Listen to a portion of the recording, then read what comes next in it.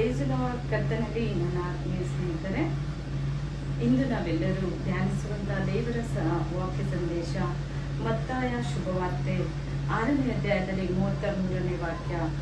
ನೀವು ಮೊದಲು ದೇವರ ರಾಜ್ಯಕ್ಕಾಗಿ ನೀತಿಗಾಗಿ ತವಕ ಪಡಿರಿ, ಅವುಗಳ ಕೂಡ ಅದೆಲ್ಲವೂ ನಿಮಗೆ ದೊರೆಯುತ್ತದೆ. ಇವತ್ತು ಏನೆಲ್ಲ ಕಷ್ಟಗಳನ್ನು ಅನುಭವಿಸ್ತಾ ಇರ್ಬೋದು, ಏನೂ ಇಲ್ಲ, ಎಲ್ಲ ಕಳ್ಕೊಂಡು ನಮಗೂ ಕೂಡ ಒಂದು ಮನೆ ಕಟ್ಟೋ ಆಸೆ, ನಮಗೂ ಕೂಡ ಅದೆಲ್ಲ ತೆಗೆದುಕೊಳ್ಳುವಂಥದ್ದು ಆಸ್ತಿಗಳಾಗಲಿ, ಒಂದು ಸೈಟ್ ಆಗಲಿ, ಒಂದು ವಿವಾಹ ಕಾರ್ಯ ನಡೆಯುತ್ತಾ ಇಲ್ಲ, ಅನೇಕ ಸಮಸ್ಯೆಗಳು, ಹೋರಾಟಗಳು, ನಿಮ್ಮ ಕುಟುಂಬದಲ್ಲಿ ಸಮಸ್ಯೆಗಳು ಹೇಳ್ತಾ ಇರ್ಬೋದು. ಆದರೆ ದೇವರು ಹೇಳ್ತಾರೆ, ನೀವು ಮೊದಲು ದೇವರ ರಾಜ್ಯ ನೀತಿಗೆ ತವಕ ಪಡಿರಿ, ಇವುಗಳು ಕೂಡ ಅದೆಲ್ಲವೂ ನಿಮಗೆ ದೊರೆಯುತ್ತೆ. ಹಾಗಾದ್ರೆ ನಾವು ಬೇಡಿಕೊಳ್ಳೋದು ಎಲ್ಲ ನಮಗೆ ಸಿಗುತ್ತೆ. ಅದು ಯಾವಾಗ ಅಂದರೆ ನಾವು ದೇವರ ರಾಜ್ಯ ನೀತಿಗೆ ತವಕ ಪಟ್ಟಾಗ, ನಾವು ದೇವರಿಗಾಗಿ ಏನಾದರೂ ಒಂದು ಮಾಡುವಾಗಲೇ ನಮ್ಮ ಆಶೀರ್ವಾದದ ಬಾಗಿಲುಗಳ ತೆರೆಯಲ್ಪಡುತ್ತೆ.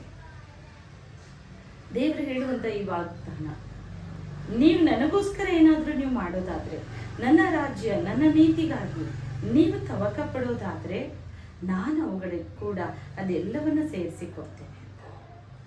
ಆದರೆ ಇವತ್ತು ನೀವು ದೇವರಿಗಾಗಿ ಏನಾದರೂ ಮಾಡಿದ್ದೀರಾ ಅಂತ ಯೋಚನೆ ಮಾಡಿ. ದೇವರ ರಾಜ್ಯ ನೀತಿಗೆ ನೀವು ತವಕ ಪಟ್ಟಿದ್ದೀರಾ? ದೇವರ ಶುಭವಾರ್ತೆ ಹೊತ್ತು ಸಾರ್ತಾ ಇದ್ದೀರಾ? ದೇವರ ಆಲಯ ಕಟ್ತಾ ಇದ್ದೀರಾ? ದೇವರಿಗಾಗಿ ಏನಾದರೂ ಮಾಡಿದ್ದೀರಾ? ಅದನ್ನು ಕುರಿತು ಕರ್ತನ ಆತ್ಮ ಕೇಳ್ತಾ ಇದ್ದಾರೆ. ಇವತ್ತು ನೀವೇನು ಮಾಡಿಲ್ವೋ, ದೇವರಿಗೋಸ್ಕರ ಯಾವುದಾದರೂ ಒಂದು ಕಾರ್ಯ ಮಾಡುವುದಕ್ಕಾಗಿ ಸಿದ್ಧವಾಗ್ರಿ. ಅಂತ್ಯ ಸಮೀಪಿಸ್ತಾ ಇದೆ. ಅನೇಕ ಕಡೆಗಳಲ್ಲಿ ಇನ್ನೆಲ್ಲ ಸಮಸ್ಯೆಗಳು ನಾವು ನೋಡ್ತಾ ಇದ್ದೇವೆ. ಪಾಪ ಎಲ್ಲೆಲ್ಲೂ ಕೂಡ ತಾಂಡವಾಡ್ತಾ ಇದೆ. ಪಾಪದ ದೊರೆತನ ನಡೀತಾ ಇದೆ. ಆದರೆ ದೇವರು ಹೇಳ್ತಾರೆ, ಈಗೋ ನಾನು ಬೇಗನೆ ಬರ್ತೇನೆ. ನನ್ನ ಬರುವಿಕೆಯಲ್ಲಿ ನೀವು ಶುದ್ಧರಾಗಿರಿ, ನೀವು ಪರಿಶುದ್ಧರಾಗಿರಿ. ನನ್ನನ್ನೇ ಹತ್ತುಕೊಂಡವರನ್ನು ನಾನು ನನ್ನೊಂದಿಗೆ ಕರ್ಕೊಂಡು ಹೋಗ್ತೇನೆ. ಹಾಗಾದರೆ ಈ ದಿನ ದೇವರೊಂದಿಗೆ ನಾವು ಹೋಗುವುದಕ್ಕೆ ನಾವು ಶುದ್ಧರಾಗೋದಷ್ಟೇ ಇಲ್ಲ, ಸಿದ್ಧವಾಗಬೇಕು ಪ್ರಿಯರೇ. ಈ ಲೋಕದಲ್ಲಿ ನಮಗೋಸ್ಕರ ನಾವೇನೆಲ್ಲ ಮಾಡ್ಕೋತೀವಿ.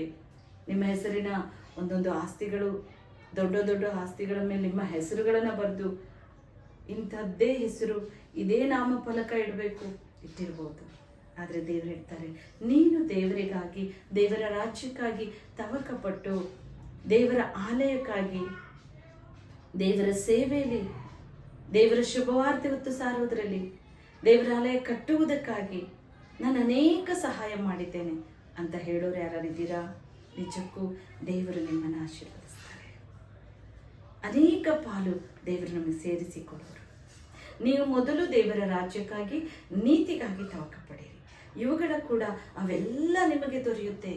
ಏನೇನು ಬೇಕು ನಮಗೆ ಅದೆಲ್ಲವನ್ನ ಕರ್ತನು ಈಗಲೇ ಒದಗಿಸಿಕೊಡುವಾತನು. ಯಾರಿಗ ಆಶೀರ್ವಾದ ಬಂದಿಲ್ಲ, ನಾನು ದೇವರಿಗಾಗಿ ತುಂಬ ತವಕ ಪಟ್ಟಿದ್ದೇನೆ, ನಾನು ಬಹಳಷ್ಟು ಕೆಲಸ ಮಾಡಿದ್ದೇನೆ, ನಾನು ಸೇವೆ ಮಾಡಿದ್ದೇನೆ ಅಂತ ಹೇಳೋ ಪ್ರತಿಯೊಬ್ಬರಿಗೆ, ಸೇವೆ ಮಾಡುವಂಥ ಪ್ರತಿಯೊಬ್ಬರಿಗೆ ಹೇಳ್ತಾರೆ ದೇವರು, ನಾನು ನಿನಗೆ ಕೂಲಿ ಅಷ್ಟೇ ಅಲ್ಲ, ಬಹುಮಾನವನ್ನೇ ಕೊಡ್ತೇನೆ ಅಂತ. ಆದರೆ ದೇವರು ಕೊಡೋ ಆ ಕೂಲಿ ಅಷ್ಟೇ ಅಲ್ಲ ಪ್ರಿಯರೇ, ನಿಮಗೆ ಇವತ್ತು ಬಹುಮಾನ ಸಿಗುತ್ತೆ. ಸೇವಕರು ಅನೇಕರಿದ್ದೀರಿ, ಸೇವಕಿಯರು ಅನೇಕರು.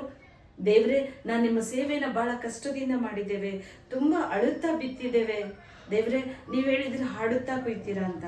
ಆ ದಿನ ಯಾವತ್ತಪ್ಪ ಅಂತ ಹೇಳ್ತಾ ಇದ್ದೀರಾ? ಇದೇ ದಿನ. ದೇವರು ಇಂದೇ ನಿಮ್ಮನ್ನು ಆಶೀರ್ವದಿಸ್ತಾ ಇದ್ದಾರೆ. ಕರ್ತನು ನಿಮ್ಮ ಕೊರತೆಗಳನ್ನು ನೀಗಿಸ್ತಾರೆ. ಸಮೃದ್ಧಿ ವೃಷ್ಟಿ ನಿಮ್ಮ ಮೇಲೆ ಸುರಿಯುವಂತೆ ಕರ್ತನು ಮಾರ್ಪಡಿಸ್ತಾ ಇದ್ದಾರೆ. ಪ್ರಾರ್ಥನೆ ಮಾಡೋಣ. ಪ್ರೀತಿಯುಳ್ಳ ದೇವನೇ, ಸ್ವಾಮಿ, ನೀವೇ ವಾಗ್ದಾನ ಮಾಡಿದ್ದೀರಾ, ನೀವು ಮೊದಲು ದೇವರ ರಾಜ್ಯಕ್ಕಾಗಿ ನೀತಿಗಾಗಿ ತವಕ ಪಡಿರಿ, ಅವುಗಳ ಕೂಡ ಅದೆಲ್ಲವೂ ನಿಮಗೆ ದೊರೆಯುವುದೇ ಎಂದು. ಹೌದಪ್ಪ, ಈ ದಿನ ನಿನ್ನ ರಾಜ್ಯ ನೀತಿಗೆ ತವಕ ಪಟ್ಟಂತ ಅನೇಕ ಮಕ್ಕಳಿದ್ದಾರೆ ಸ್ವಾಮಿ. ಅವರು ನನ್ನೊಂದಿಗೆ ಸೇರಿಂದು ಬೇಡ್ತಾ ಇದ್ದಾರೆ ಪ್ರಭು. ದೇವ, ಅವರು ಯಾವ ಕೊರತೆ ಇದೆಯೋ, ಯಾವ ಸಂಕಷ್ಟ ಇದೆಯೋ, ಇಂದದ ಸಂಪೂರ್ಣ ಬಿಡುಗಡೆ ಹೊಂದಲಿ ಯೇಸುವಿನ ನಾಮದಲ್ಲಿ. ತಂದೆಯವರನ್ನು ಆಶೀರ್ವದಿಸು. ಸಮೃದ್ಧಿ ವೃಷ್ಟಿ ಅವರಿಗೆ ಸುರಿಸಲ್ಪಡಲಿ ರಾಜ. ಅಪ್ಪ, ಏನೇ ವ್ಯಾಧಿಗ್ರಸ್ತರಾಗಿ ಬಿದ್ದಿದ್ರು ಯೇಸುವಿನ ನಾಮದಲ್ಲಿ ಆಜ್ಞಾಪಿಸ್ತಾ ಇದ್ರು ಪ್ರಭು. ಈಗ ಅವರನ್ನು ಮುಟ್ಟಿ ಗುಣಪಡಿಸು. ನಿನ್ನ ಗುಣಪಡಿಸುವ ಶಕ್ತಿ ಅವರ ಮೇಲೆ ಇಳಿಯಲಿ. ನಿನ್ನ ಬಾಸುಂಡೆಯಿಂದ ಅವರು ಗುಣವಾಗಲಿ ತಂದೆ.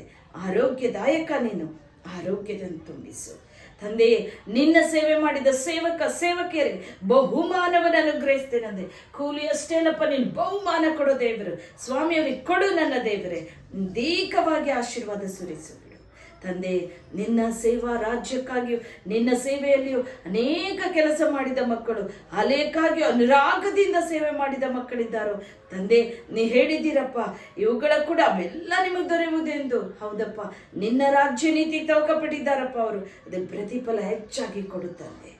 ಆಶೀರ್ವದಿಸು ಅಯ್ಯ ತಂದೆ. ನೀನೀಗಲೇ ಮುಟ್ಟುತ್ತಾ ಇರುವುದು ಸ್ತೋತ್ರ.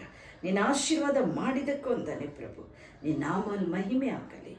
ನಿನಗೇ ಮಹಿಮೆ ಸಲ್ಲಿಸ್ತೇವೆ. ಜೀವವುಳ್ಳ ಯೇಸು ಕ್ರಿಸ್ತ ನಾಮದಲ್ಲಿ ನಾವು ಬೇಡಿಕೊಳ್ಳುತ್ತೇವೆ ತಂದೆ.